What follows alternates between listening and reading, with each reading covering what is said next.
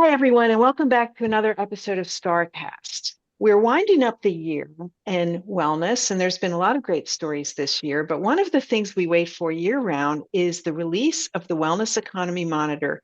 Those numbers are released at the Global Wellness Summit, which happens every year in the fall. It happened earlier, it was this month, no, November in Scotland.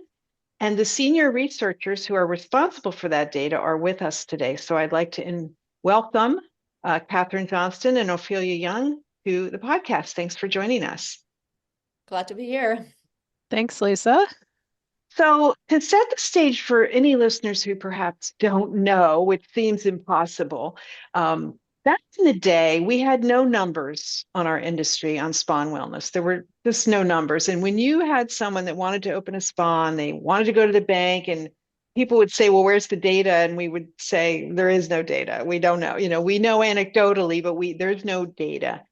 So when the Global Wellness Summit began, of course, it was known as the Global Spa Summit, and spa numbers were first recorded in 2008, right, Ophelia? That's what you said, the first spa monitor. Yes, 2008. And so the numbers were for 2007. okay, right before the crash, right? The Yes. first crash or the second. There's been so many crashes in our lives, I can't keep track. As time has evolved, I think the first time that the big wellness economy monitor was introduced was in 2014 when you started tracking the other wellness sectors. How many sectors were in that original report? So when we did the 2014 report, we had 10 sectors actually in there. Those have not really changed all that much in the subsequent 10 years. We did add an 11th sector in 2020, which is the new mental wellness bubble. And we have redefined a couple of them as well since then. But really, it's been a pretty consistent, tracking of those same sectors over the last decade. And for anyone who's listening who doesn't know, you can go to globalwellnessinstitute.org and you can easily see the data there. But the 11 sectors are all wellness related. And the notable thing to me this year in this economy report was that we used to have one bubble, and it was always the personal care and beauty bubble that was over $1 trillion. And now there are three sectors that are over $1 trillion. So that I think is really amazing. They are wellness real estate, right? Was that one? And the fitness? No, so it's the physical activity, the fitness, but it's Right, broader than that. And then the right. healthy eating, nutrition, and weight Healthy loss eating. is the other one. Oh, Yeah. and that's the change I remember is when we went from fitness to the bigger picture of all the activities around that, which I think was really one of the many great innovations you ladies have been behind, you and your team. So the count was that the economy reached in this last year a total of, what was it, 6.3. 6.3. 6.3 trillion, 6.3. So a massive number and 25% larger than 2019. And 9 of the 11 sectors that you count have fully recovered from the pandemic. 2019 being sort of that linchpin year when business was booming, and it's always been about getting back to that. And now many of them have surpassed that. The only two, I think, correct me if I'm wrong, that didn't yet were workplace wellness for obvious reasons. People aren't going into the workplace, and the thermal springs number. But you both think they will recover soon? Yes. So the workplace wellness, as you said, right, like returning to the office in some countries, it's still right. It's still we're kind of like staggering that and may not happen fully. Um, but another reason why that bubble has been recovering so slowly or growing so slowly is that wellness in the workplace had really morphed from being the programming certain workplace wellness programs being offered in the office to a lot of HR policy and even management policy on how people do their work, and how maybe even their workplace is designed. And so a lot of those investments they're not captured in your traditional HR bubble of workplace wellness programs. Hmm. So while there is like a lot more focus on it, and it's because the focus has been and on mental wellness too. So because it's been broadening, a lot of those activities have not been captured. So we want to make a note, and the fact that it's not growing that quickly and it hasn't really recovered, it doesn't mean that it is lower in importance. Hmm. Okay, well said. So the three sectors that grew the most, personal care to be the biggest, eating and nutrition, and physical activity. The last one makes a lot of sense to me. Obviously, everybody has been into wellness since the pandemic, working out, joining gyms, going to yoga, but there's more encompassed in that physical activity bubble, correct? Yes, it's actually a very big sector because we have a pretty all-encompassing sort of measurement of what we put underneath it. And when people think physical activity, they're thinking about the actual activities. A Jumping lot up of and people down in will the think, gym kind of part, yeah, right? gym, going to the gym or going to, your spin class or, whatever you do. But that's actually a pretty small portion of it. So in terms of the activity side of it, we measure three things. We measure what we call gyms and fitness, which is your standard stuff. We Mhm. measure what we call mindful movement, which would be like the yoga and Pilates and bar class and, those types of activities. And then the other piece is what we call sports and active recreation, and that is big compared to the other two. And those are all of the other physical activities that people do to stay healthy. So it could be doing team sports, it can be running, Hmm. going hiking, all kinds of activities that are, just done independently or through all kinds of different, avenues. And That those would are include, Katharine, like the shoes I buy to go running in are in that sector. Yeah, yeah. So that's outside of those activities. I mean, when we talk about the activities, we're talking about, what do you spend to do the activity itself? But then we also have to buy stuff. So the other piece is all of the things that we buy to support those activities. So athletic clothing and shoes. It can be your running shoes, it can be balls for playing, particular Mhm. types of sports. It's fitness equipment, barbells. I mean, you name it, it all fits under there in terms of spending. And then also the technology piece, which is, when we pay for apps and connected Of equipment and things course. like that. So it's a really big sector because there are many different ways that we can spend money to participate in these types of activities. Mhm. So we separate these numbers in our big Yeah. physical activity market numbers because a question we often get asked, and then we want to be really, really clear about it, is the whole athletic fashion that's been rising in the Mhm. last 10 years or Athleisure so. wear. Athleisure. I mean, like I'm probably wearing it right now, and I so am definitely wearing it right now.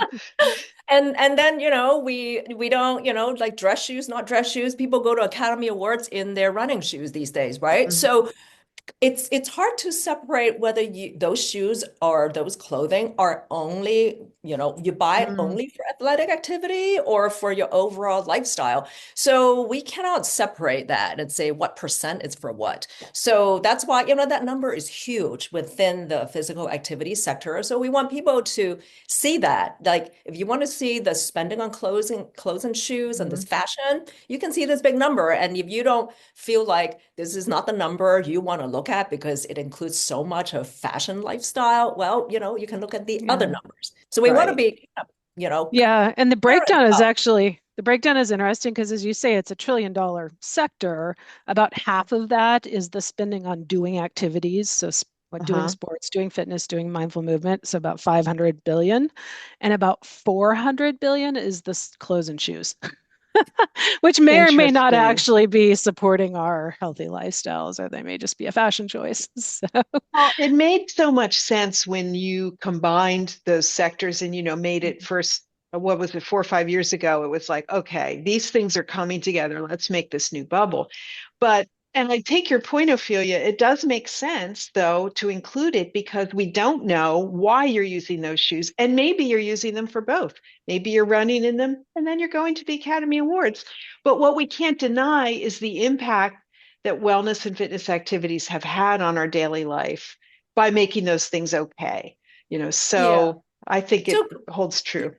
So clothing and shoes are pretty sort of obvious subsector where you say, well, is the spending actually related to the activity, right?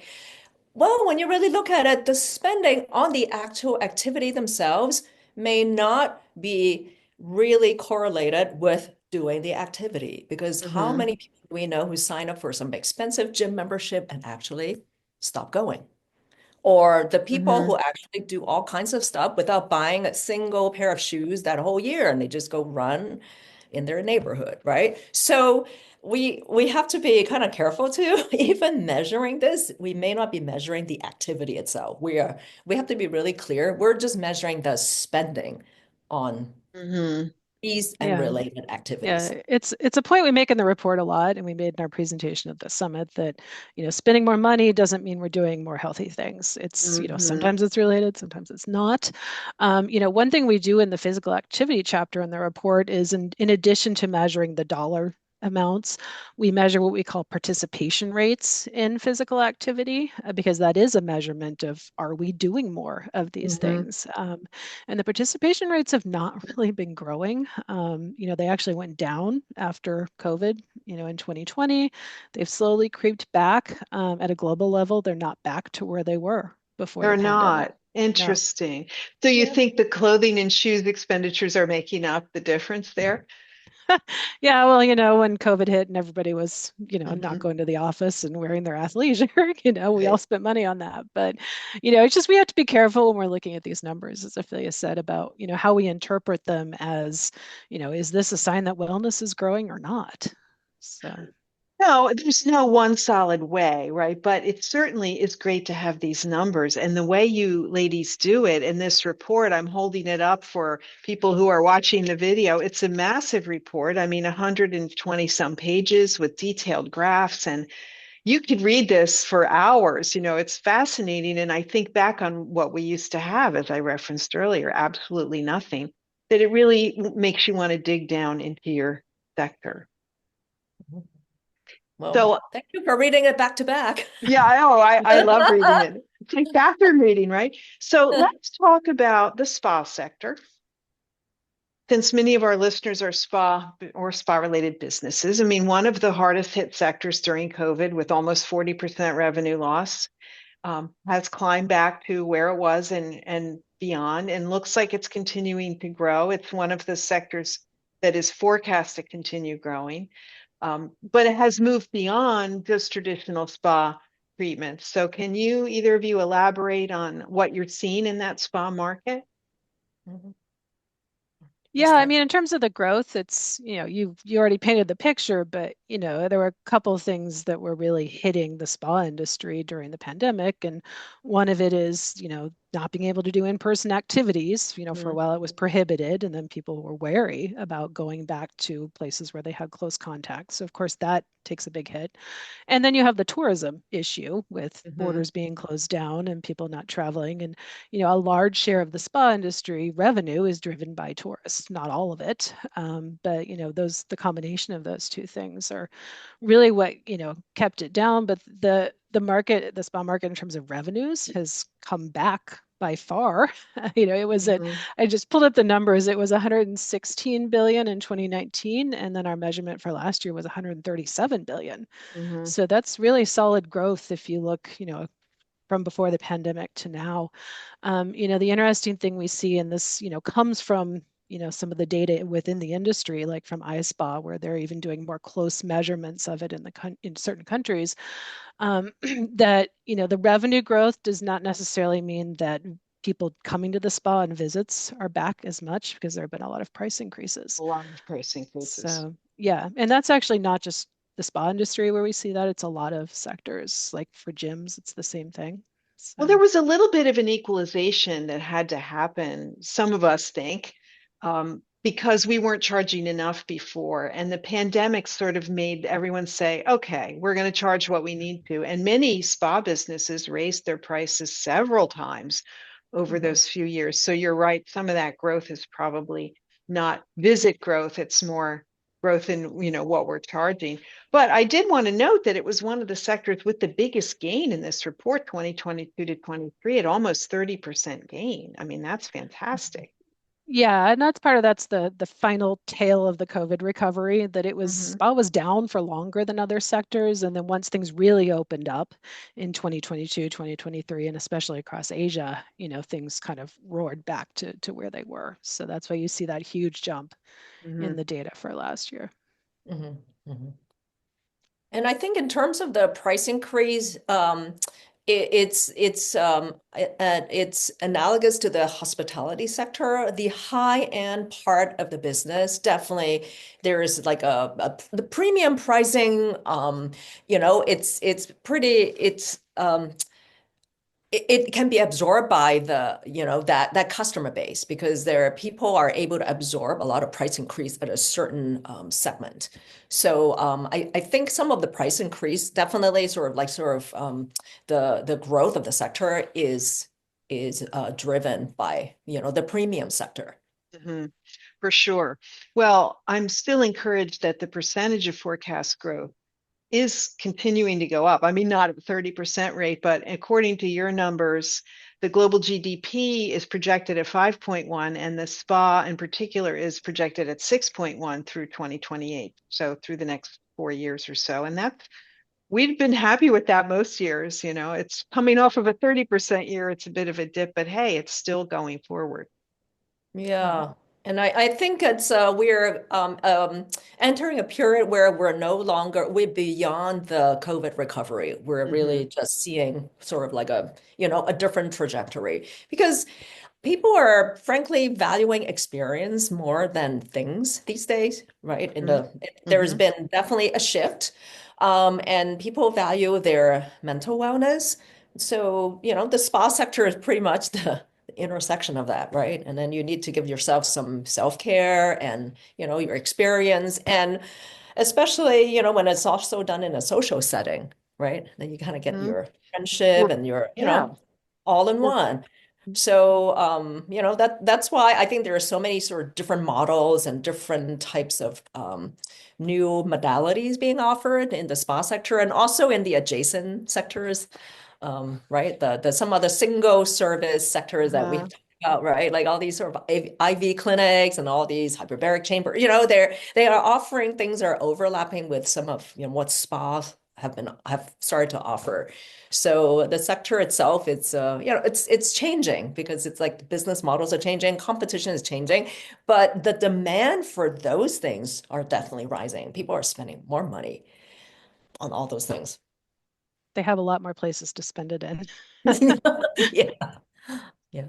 Talk about that because as a spa consultant, I'm seeing that constantly now. I mean, the conversations I'm in with clients that want to open something new, not that many of them are a straightforward traditional spa with facial and massage.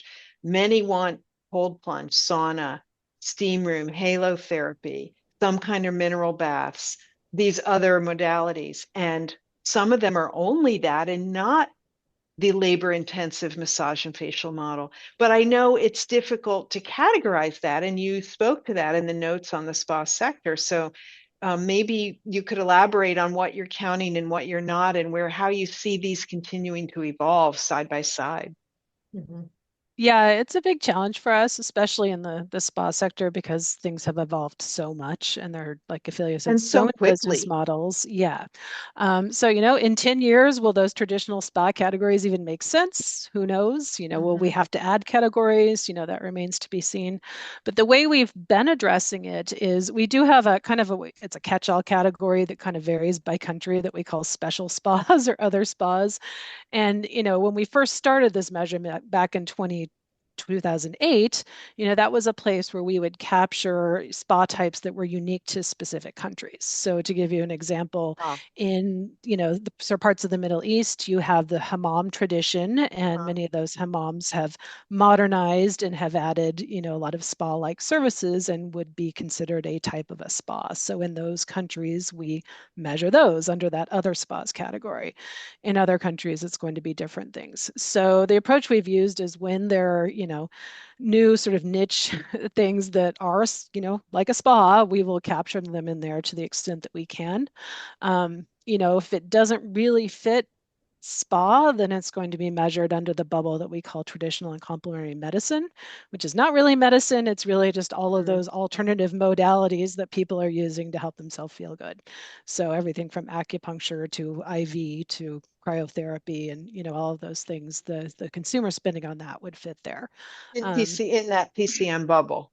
Yeah, and honestly, there's no good or easy way to do it. I mean, how do you even count we don't, the spas, we measure the businesses and business revenues. In other sectors, we're measuring things different ways.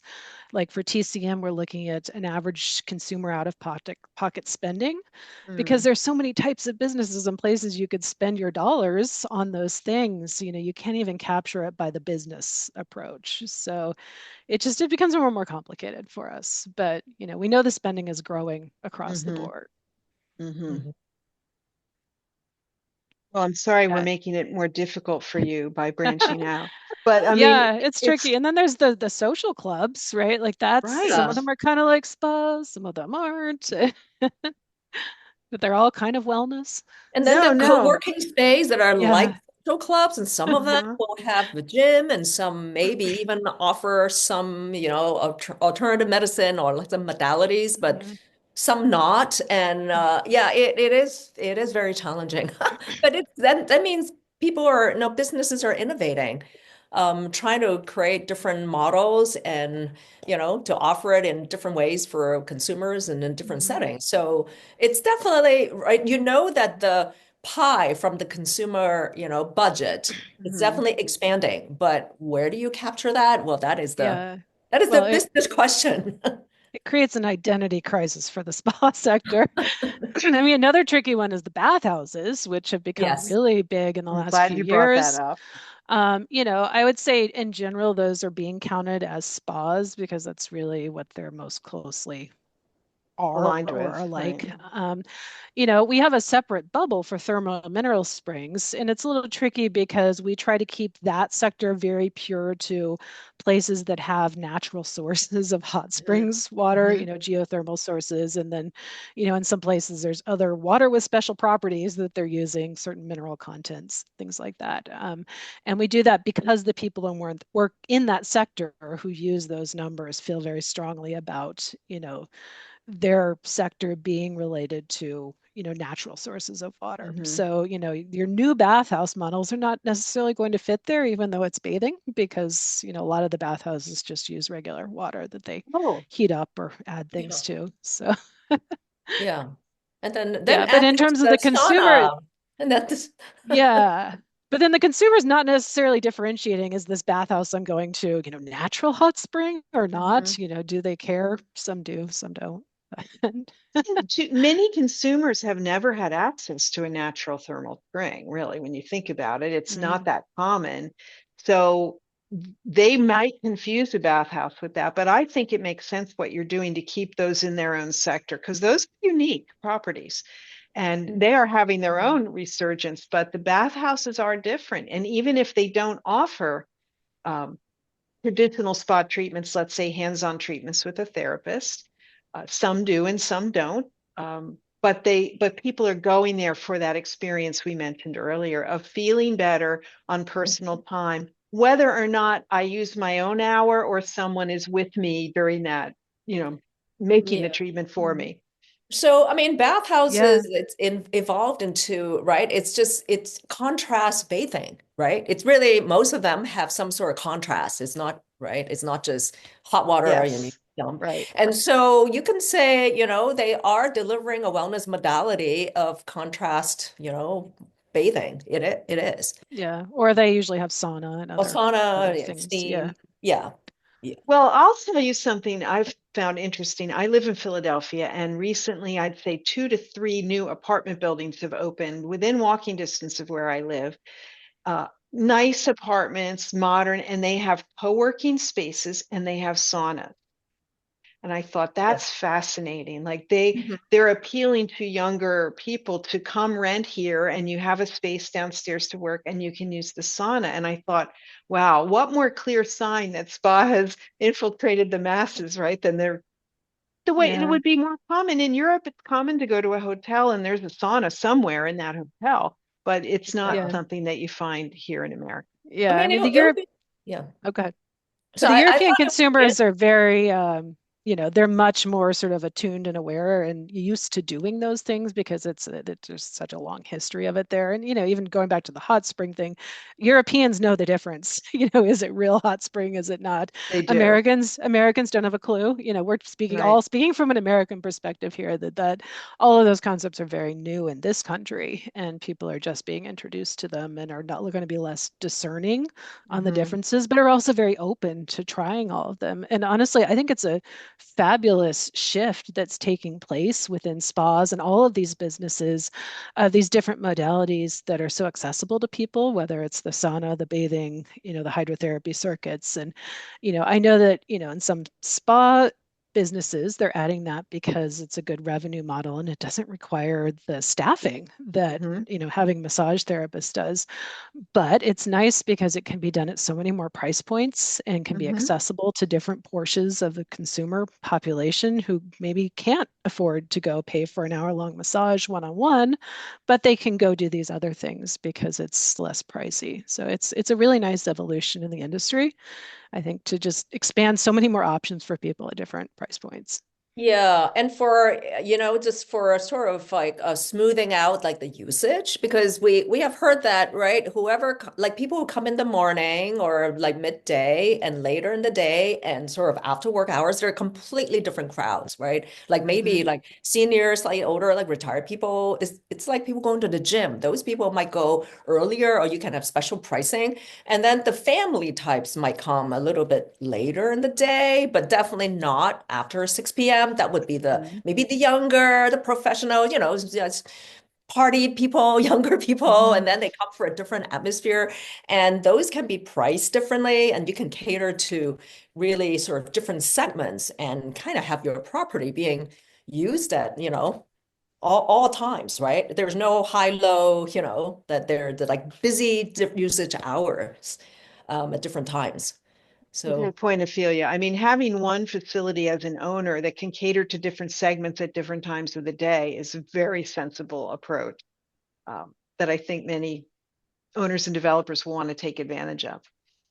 So great info there. Let's talk a little bit about mental wellness before we move into the real estate one. So mental wellness, what is encompassed in that bubble? You want me to let's jump in, see. Ophelia? Oh, I Okay, mean, so I probably have to go read it yeah, out for I've you. got it.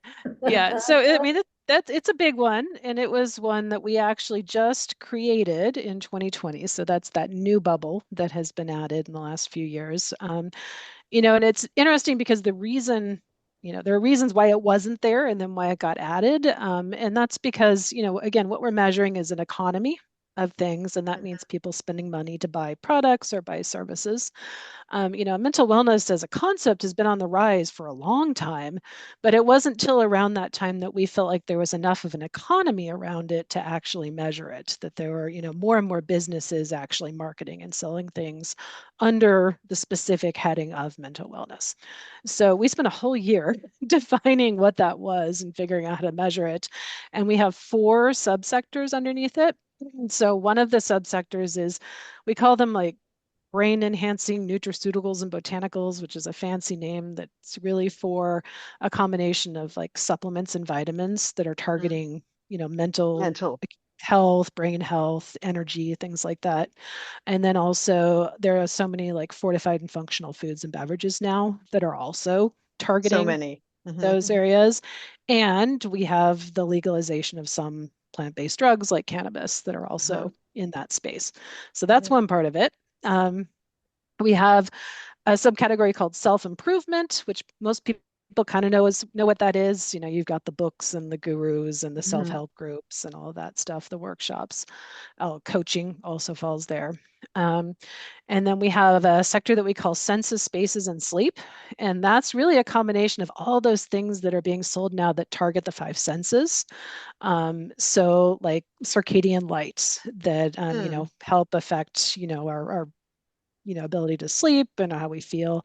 aromatherapy for, our sense of scent. Sound machines, probably, Yes, yep, right? yep. Okay. So there's all kinds of products that sit there that target the senses, and then also all the sleep stuff, which is kind of related, and that's been an exploding area the last several years. And then the other sector is meditation and mindfulness. That's the smallest of the sectors, but it's the things. I mean, we can meditate without spending money, but what we're Mm-hmm. measuring there is all the stuff that's being sold now related to meditation. So it's a huge cross section of things Yeah. captured there. I I mean, like the way you've divvied it up, though. yeah. I mean, the reason it took us so long and we kind of resisted doing the sector is the definition and how to sort out like mental wellness versus mental health. And when we say mental health, we're actually talking about mental health disorders, mental health Mm. issues. We're not Mm-hmm. saying the health part, we're kind of saying the unhealthy part. And a lot of that is medical. It goes into the medical space, like diagnosed disorder, like you get the whole big, manual of, all these whatever conditions, right? So, and then there are the drugs that go with it and psychotherapy and psychologists and, so we had to make a decision and distinguish mental wellness from the treatment of mental health disorders. And so mostly when, until we define it, most people think of, oh, mental wellness is meditation apps. So, right. That's sort Mm. of obvious kind of thing.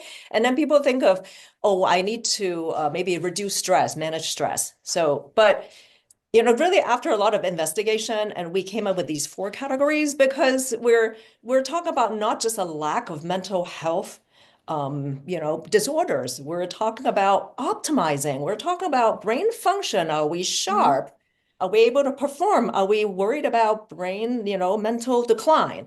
So we have that aspect, and eventually that's how we came up with these categories because it's not just about treating or dealing with disorders. It's about the modalities that can help us to improve our resilience, even if we may be dealing with mental health disorders. So it's overlapping. It's not necessarily Mm-hmm. like you're on the mental wellness side if you don't have mental health issues. Well, you can have mental health issues, but these are the things, these are the different pathways that can help improve your resilience and your mental wellness.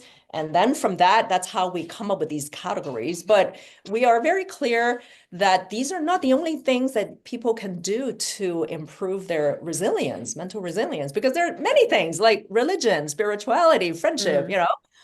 um, gardening. I mean, a lot of those things are not, may not be captured. It's not, there's no money involved. Maybe arts, music, practicing music, making music, Sure. right? So we want to be clear about there are many, many things, but if we're talking about the economy itself, then these are the businesses that, we can focus on. So, Well, again, sure.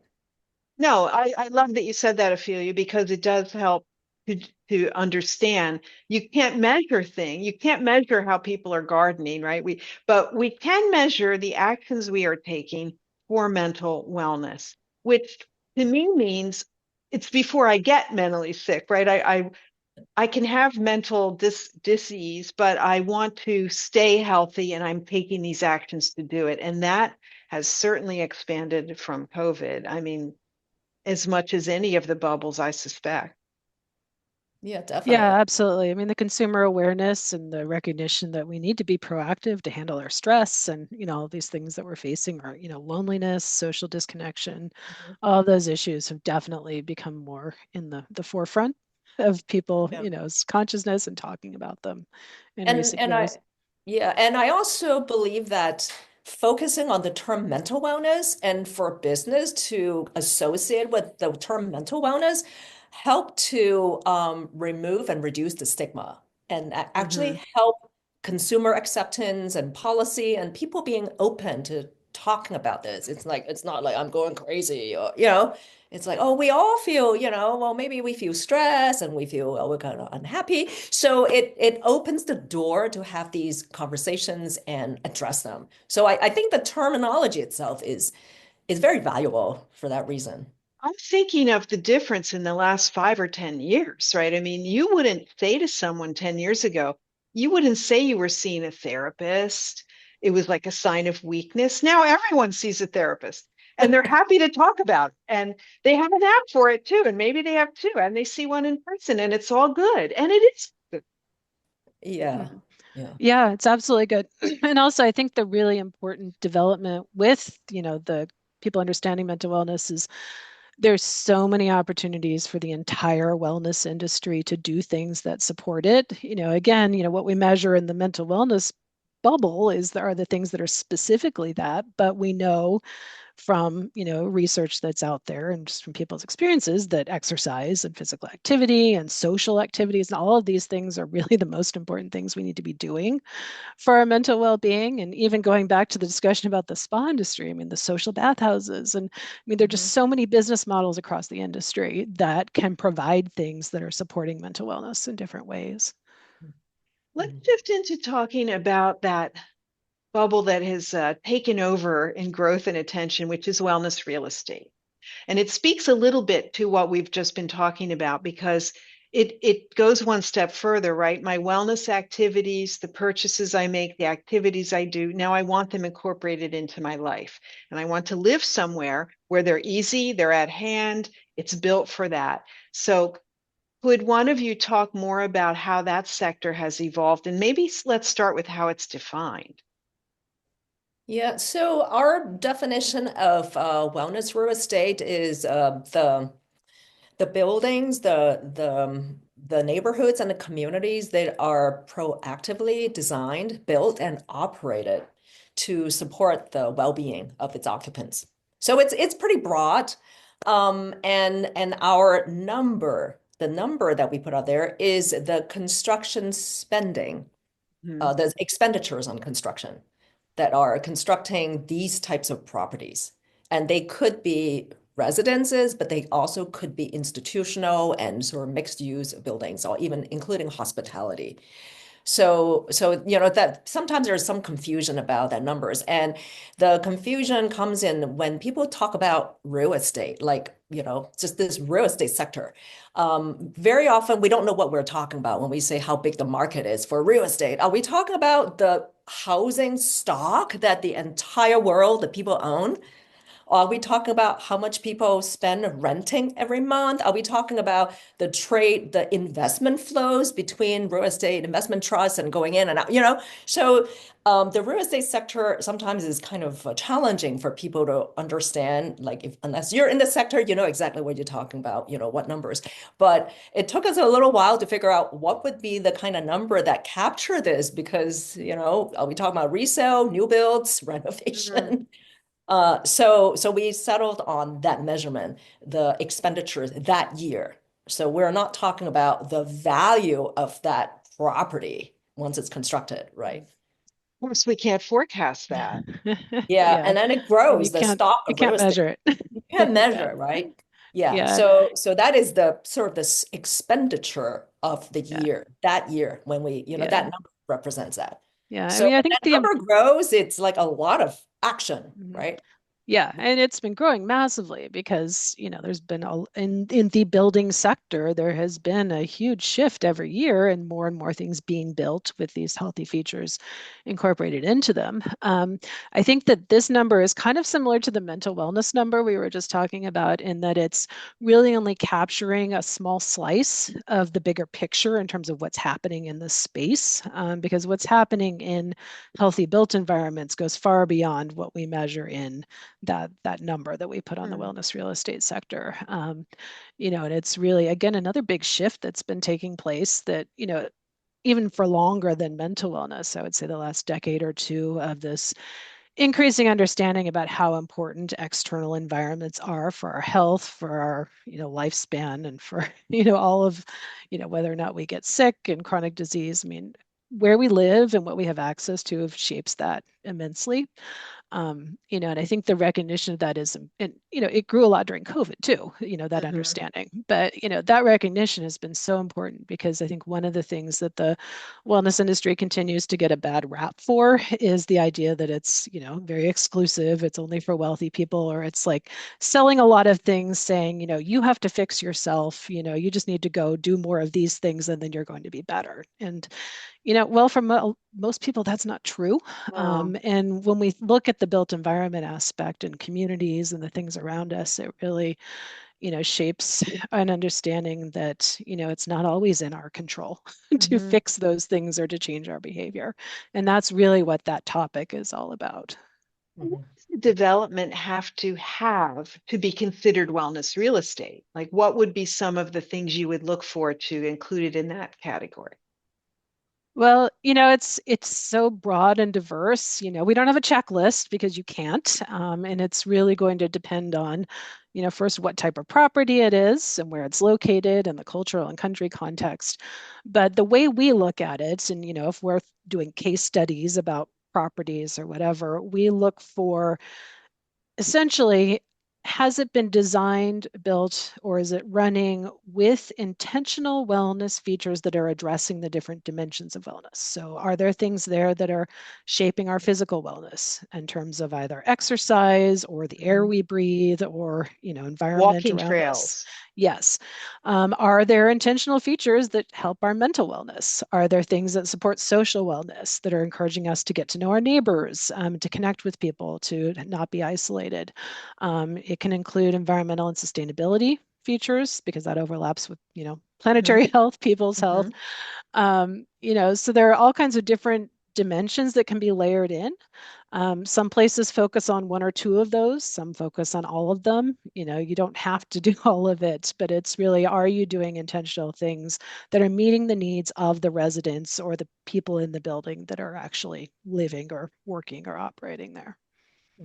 Yeah, it's a fuzzy definition, but Yeah, I think the press attention, the media attention has been on the super luxury side, and that tends to be covered a lot because it's like the latest bells and whistles, and these people pretty much live in a spa full time, and that would be their fifth home. They have so many homes, but they go to here and there, and they basically live in a destination spa. So we see a lot of reporting on those, but I think it should not mask the bigger development in the sector. There's a lot of action, of course, in the institutional sector, the office, commercial properties, because as the sort of these commercial space age, and also after COVID, it's hard to get people back in the office. A lot of these institutions are kind of turning to the wellness real estate model. How can they be healthy buildings in terms of the air and water, and the biophilic features, and enable the people, their employees to, want to come in and at their highest productivity. So there's definitely a lot of action there all over the world, but also in more sort of like a middle price, like residential, housing. We're seeing more of those, and also in the senior communities, and even we're seeing them even college housing, college student housing that we visited. So it's really gradually pretty widely adopted. But I guess we have to watch for this well washing because, did they just label some amenities they had before and just say, oh, now these are all wellness. And it was the same thing, right? yeah. I mean, I would argue that the worst well washing is actually happening in the luxury side of real estate because, and the media contributes to that. That, you get a big fancy building in New York City and they've got the whole contrast bathing and the sauna and, all the amenities, and they call it a big wellness building. And, yeah, sure, you might be, it's like I said, living in a spa, but is that really, wellness when we look at it holistically across all the dimensions that we Well, were it's not talking about? wellness if it doesn't get used, right? So, Yeah, I mean, as do the people in those building, connect with their neighbors? I mean, that's an important part of wellness, and I would argue maybe not, since it's probably their fifth home. So, and their it's elevator opens into their living room. Well, yeah, A lot good of to these are know. empty. We actually yeah, visited some yeah. in New York, and a lot of them, because I mean, really, these people who buy like $4 to $10 million penthouses, and if they have one in Brooklyn or somewhere in Manhattan, they probably have four other homes in other cities. So Mm-hmm. actually, the occupancy rate of these owner-owned building, it's units, it's actually kind of low. It's interesting. And so, what community are you talking about? You know, these people are not Yeah, even. or what impact are we having with that Mm-hmm. really on people's health? It's pretty narrow. Well, I Yeah. am glad to note that you are including residential and commercial development in that bubble because they're Mhm. both impactful. And if we can have wellness real estate where we live and where we work, we're certainly going to benefit from that.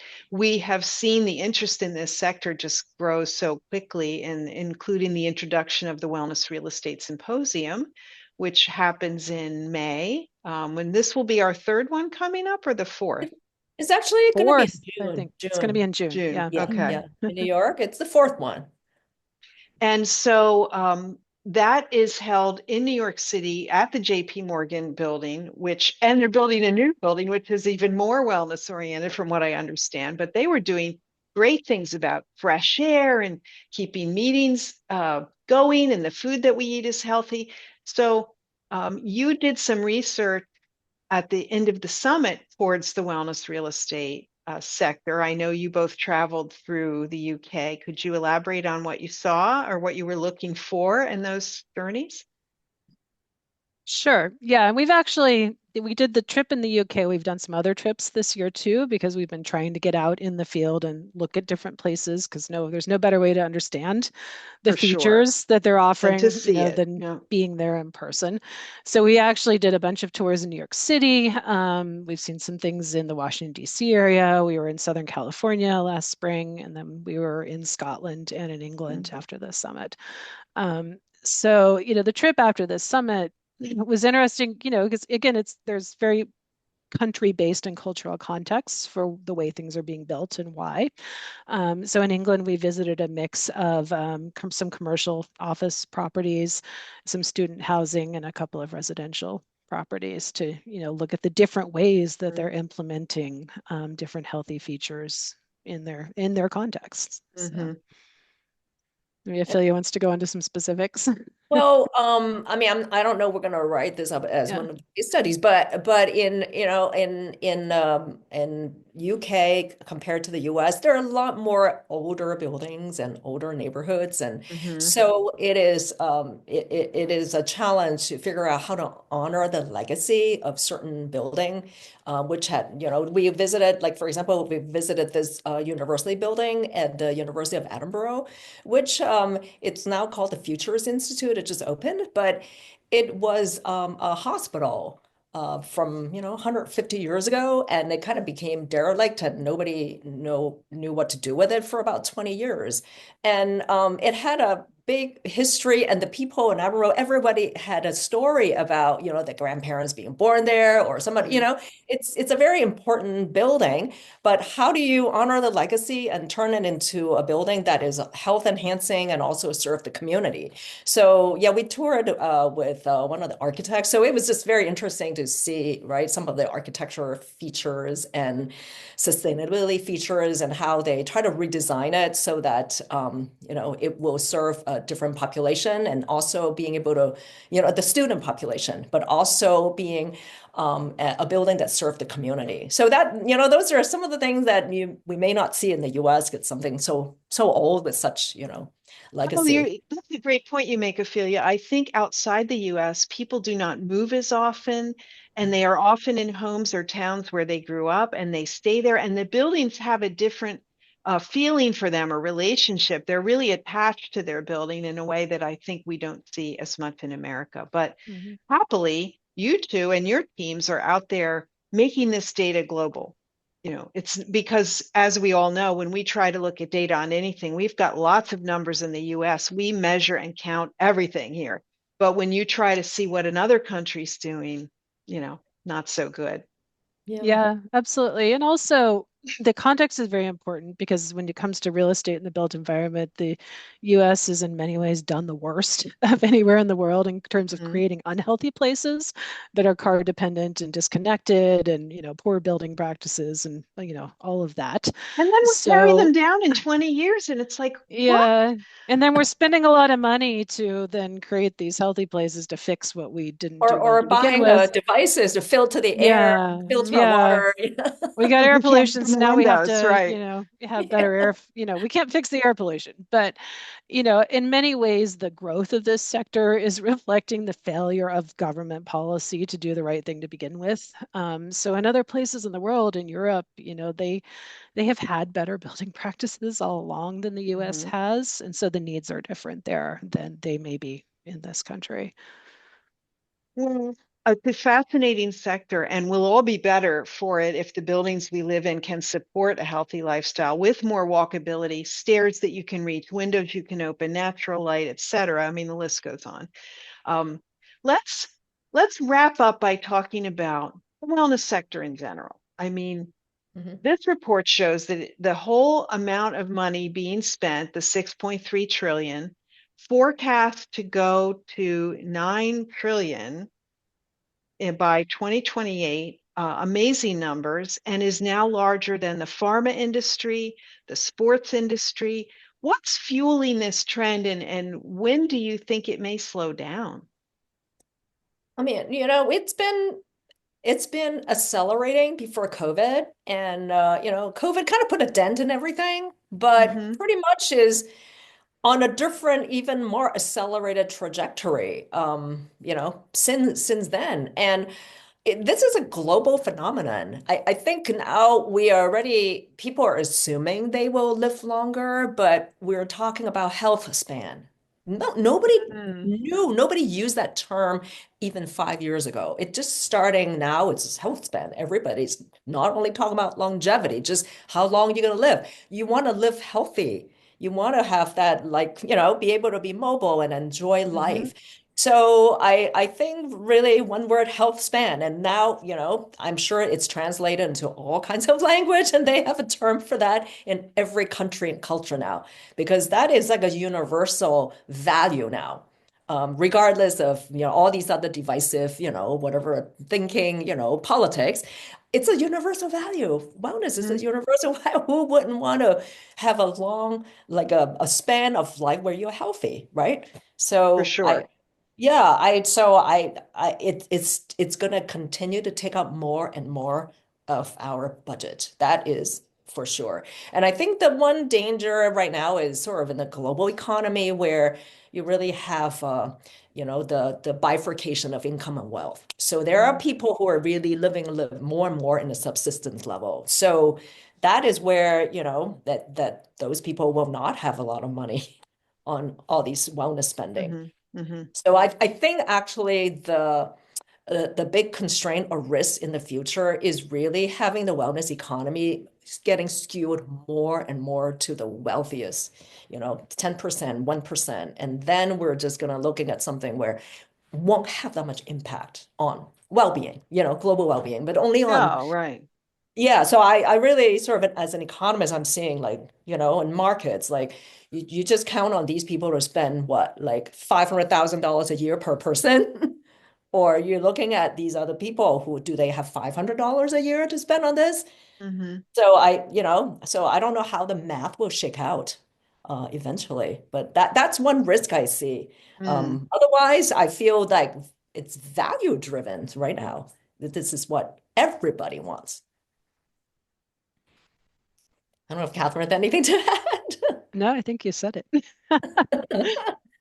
Well, I love that it's growing faster than the global GDP. And you noted also that the wellness economy is now 60% of the size of all global health expenditures.